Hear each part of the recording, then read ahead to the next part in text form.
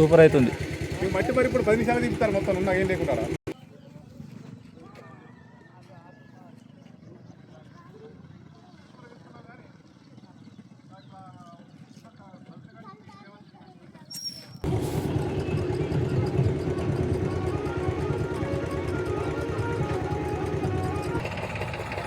అందరికీ నమస్కారం. గత వారం పుట్ట మదన్న గారు మహముత్తారం మండలం సింగంపల్లి అనే గ్రామంలోని బ్రిడ్జిని సందర్శించి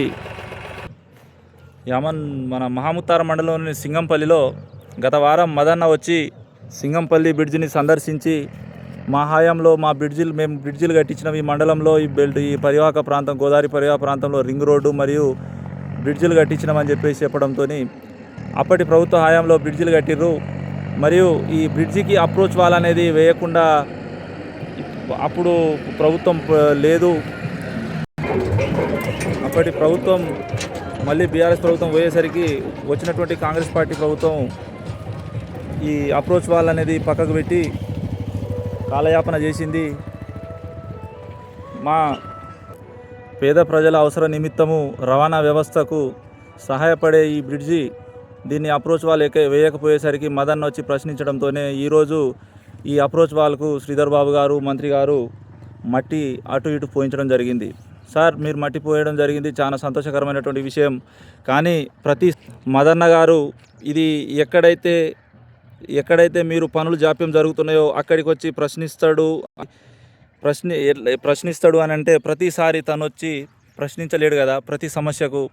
కాబట్టి మీరు ప్రజల అవసర నిమిత్తము ఏదైతే అవసరం ఉన్నదో అది గ్రహించి మా ప్రజలకు కావాల్సింది చేయవలసిందిగా కోరుతున్నాం. ఏది ఏమైనా కూడా ఈ మట్టి వేయడం అనేది చాలా సంతోషకరమైనటువంటి విషయం. ఇంకోటి సార్, మీరు పెన్నుతో కానీ ఫోన్తో కానీ మీరు చెప్తే అయ్యే పనులు చాలా ఉన్నాయి.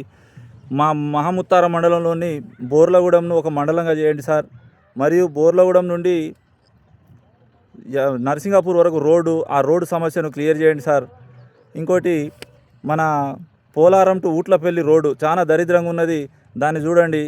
మహముత్తారం మండలం హెడ్ క్వార్టర్లోని రోడ్డు సమస్య, అది పెద్దవాగు మన ఇది స్టేషన్ దగ్గర వాగు తెగిపోయింది.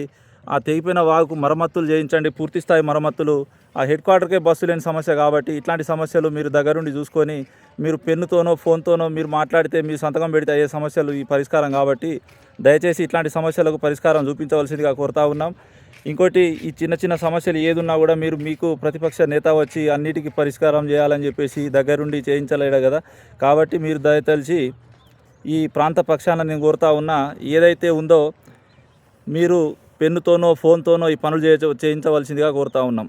మీరు హైదరాబాద్లో ఉంటే ఇక్కడికి వచ్చి ప్రతిపక్ష నేతగా ఈయన ప్రశ్నిస్తేనే ఈ పనులు చేస్తానంటే మాత్రం దీనికి ఈరోజు మదన్ వచ్చి ప్రశ్నిస్తేనే ఈ రోడ్డుకు సంబంధించిన మట్టి, ఈ బ్రిడ్జికి సంబంధించిన అప్రోచ్ వాల్ మట్టి అనేది పడ్డదనేది అయితే ఇది 100% ఇది నిజం. కాబట్టి మీకు తను ప్రశ్నిస్తేనే పని చేస్తానంటే మాత్రం ఇక తను ఇక ఇంట్లో ఉండదు, ఇక ప్రతిరోజు బయటనే ఉండాలి. ప్రతి సమస్య ఉన్నది కాబట్టి మీకు పెద్ద పదవి ఉన్నది, మీరు ప్రశ్నిస్తేనే పని చేస్తానంటే మాత్రం ఇక అది బాగుండదు. కాబట్టి సార్, దయచేసి మీరు ఈ ప్రాంత ప్రజల పక్షాన వీళ్ళ యొక్క అవసరాలు గుర్తించి పనులు చేయవలసిందిగా కోరుతా ఉన్నా.